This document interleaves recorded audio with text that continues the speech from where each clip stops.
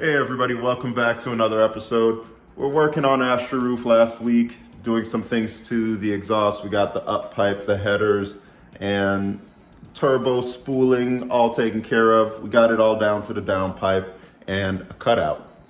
So this week I'm turning my attention to window seals. I know a steep departure, yes, but the last 10% of any project takes 90% of the time and attention. So let me show you what we're looking at today. So this and this are your window seal tracks, and they go right here and here on the Buick. Now, I already have this one cleaned up, and I sprayed that with SEM black trim paint. Let me show you what I got there. This is what I'm using, works really well. This is the right color, no issues there. But this, I didn't paint this on the car when I painted the car. So we're gonna have to strip this down and paint it gloss black to match the rest of the body. So I'm putting that to the side right now. I'll have to sand that, get the flaking paint off. But this is the least fun part, in my mind, taking a blade, getting in there, taking a screwdriver and trying to peel away all of the adhered strips. I've gotten all my screws together. I labeled them from, 1.5, 2 years ago. So now I'm finally at the point where I'm getting ready to use them all again. So we'll just continue to clean this off, sand that down, and get it to a state where it's workable. Hopefully you don't have this level of disassembly to do. You're just dealing with rotted out seals, but I'll throw you on time lapse and get this going.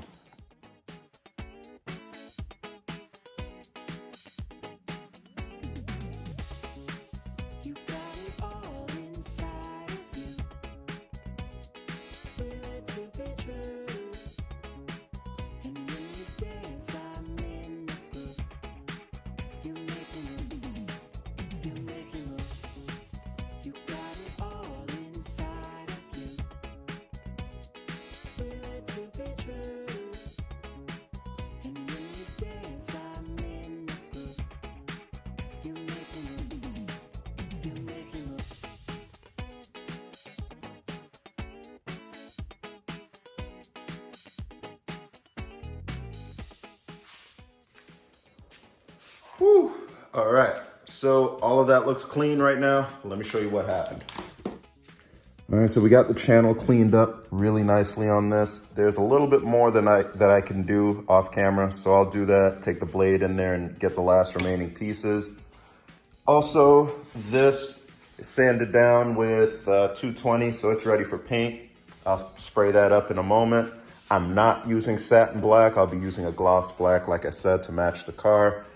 And for this, I can actually get this on the car, screw it in, and prep seals for entry. It'll be difficult to show you all what the seals are going to, like how they're gonna lay in. So I guess I'll just bench show you. This seal is gonna go for this piece, so don't worry about that for right now. There are little channels, right? You'll see a channel right in here, and then you'll see a pocket where it can go in. And that's what you're aiming for, right? You wanna slide it up in there and then rotate it. And then you get it to lock in, right?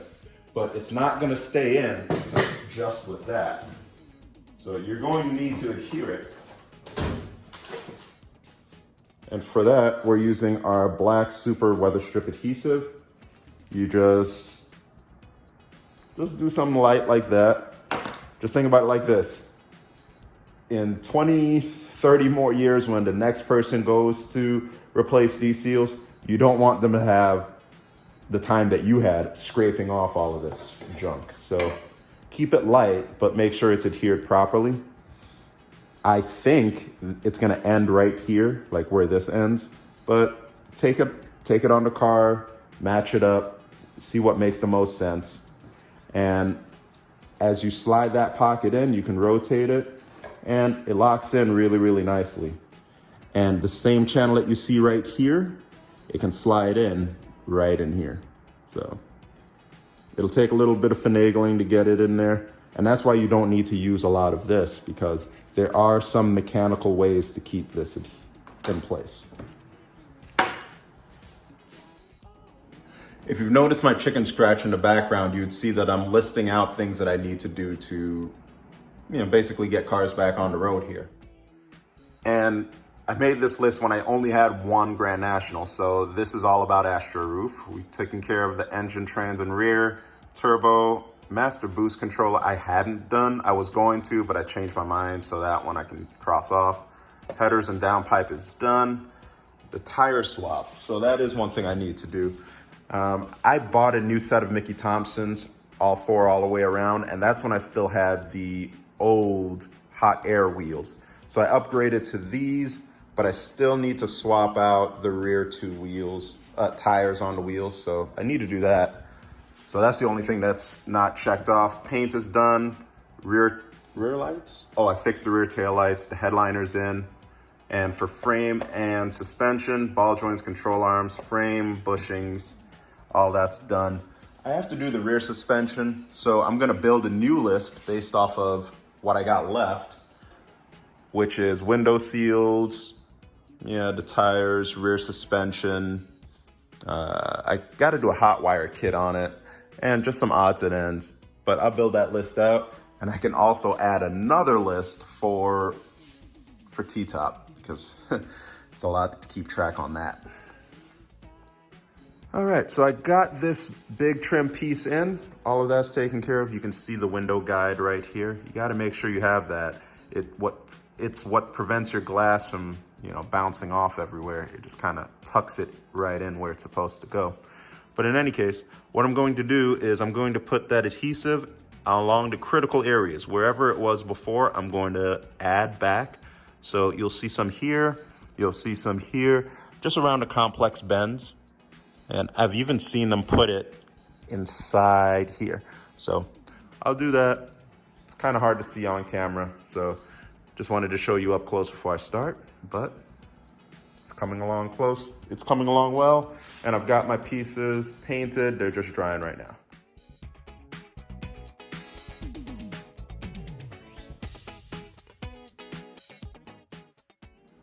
One thing I forgot to show you in the earlier clip is where it meets at the bottom. So as you can see, the ridge right here, that ends right here. But there's still this extra piece that you need to account for. And as you can see, there's one hole right in the middle of the screen, like right there. And then there's another one right there as well. And you gotta screw those in. So clean up all of that. You have one screw there, one screw down there. And you just gotta clean all that residue off right all up in here to make sure you're good to go.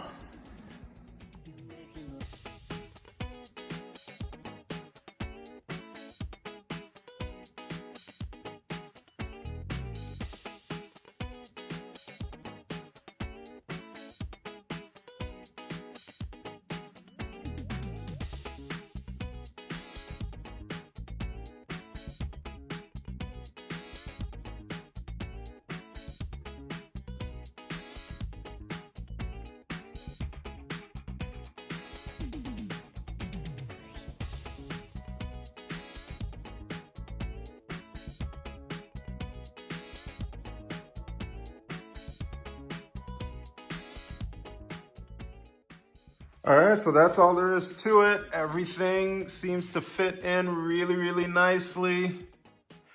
And the ticket is, you gotta take action on it immediately. So what I'm going to do is I'm gonna roll up the window, I'm gonna see what it looks like and make some small tweaks if I need to while the adhesive is still setting up. All right, I don't think that closed. All right, let's turn it on. Roll it up. Yeah, looking good. It's looking good. Oh my. That looks really good. That looks really good. All right, let's see what it looks like from the outside. That's annoying as hell. Slowly at first. Okay.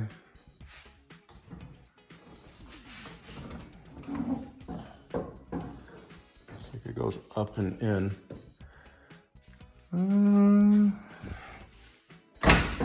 Does that look right to you all? It's meeting the seal well. I don't think we're gonna have any issues with it leaking.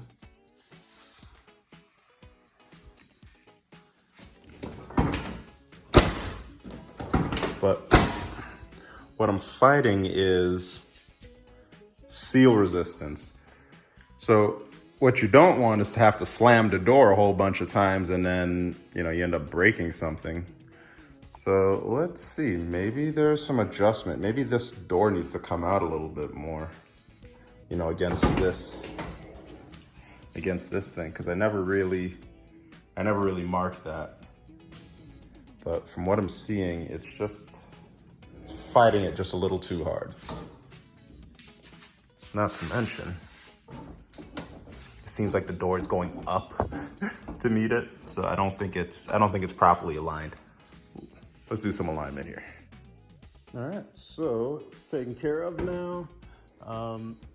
What I'm seeing is I have seals that, all the seals are new, of course, but the seal that comes down here, it's kind of contacting it a little bit sooner than expected. I had to drill new holes into the door for the seals, and I placed them just a little too close to the frame, to the inner side of the car, so it's causing them to rub. I'm hoping that'll take care of itself over time, but you see, like, it starts to contact right here, and this is where I'm starting to get fight, which tells me it's like early on in the seal contacting the door. But in any case, if you give it a good firm slam, for lack of a better word, it will seal. And if you're looking at the lines are pretty good. I wouldn't worry too much about it. I took the door adjustment all the way forward as much as I could. I would even sacrifice this door sticking out a little bit more if it can be a little bit easier to shut the door, but weird stuff, man, weird quirky stuff. But in any case, I had this scratch damage, so if anybody has a replacement glass for the driver's side, I'll be interested in talking to you. If I don't, or if I don't feel like it, I'm probably just gonna tint the windows anyway, and it'll be even harder to see. But long story short, this is done. It looks great. I can't even get behind it, so I know water will not be able to, and it's gonna create a really, really great seal. I'll do the same thing to the other side. I'll probably do it off camera. No sense in you all seeing it twice, but one step closer. I sprayed the other side, and I got some paint reaction here and here. I'm gonna put it on for the time being, just because I really want to ride this weekend, and I'll do the work off camera to sand and repaint. But I want to show you all what happened here, and hopefully it prevent you all from doing the same thing.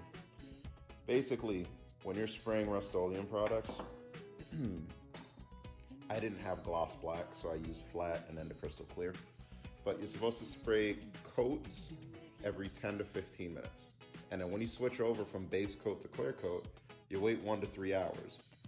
What happened here is I waited way too long. I waited maybe 12 hours. We had to run out, and I forgot to spray clear before I left. So I came back in the next day and I started spraying clear, and I knew it was gonna react. But if you lay your coats on really light, you can avoid it. But the problem with laying on coats light is you end up getting dust. Like, it doesn't flow well.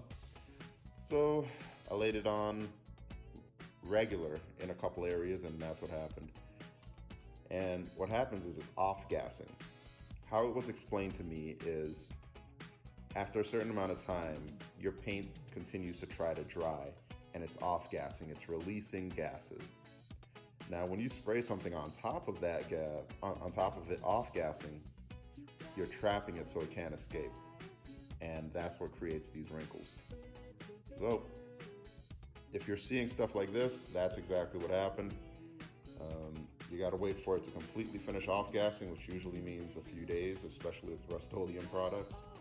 But in order to prevent this, stick to my 15 and 3 hour rule. 10 to 15 minutes in between one coat. When you switch over to clear coat, 1 to 3 hours max. You can prevent stuff like this from happening. Anyway, back to getting that seal on the passenger side. I'll show you while I have you. Things are looking really good. I got that entire piece up here done. My adhesive is probably dried by now because it's the next day. And it's looking good, looking real good. So that's all there is to it. Window seals are done on both sides. It was a lot easier than I even thought. I was saving it till last because I thought it was gonna be really hard to do. But the kit I got from Mike's Monty's, it was 69 bucks, I believe free shipping, and it was here right away. Everything fit really, really well, and I had no problems out of it. Not only the uppers that go around the seal that I replaced in this episode, but the door bottoms, that was also from Mike's Monty's, and the fit and finish on them were pretty good. So, thanks for watching. Talk to you on the next one.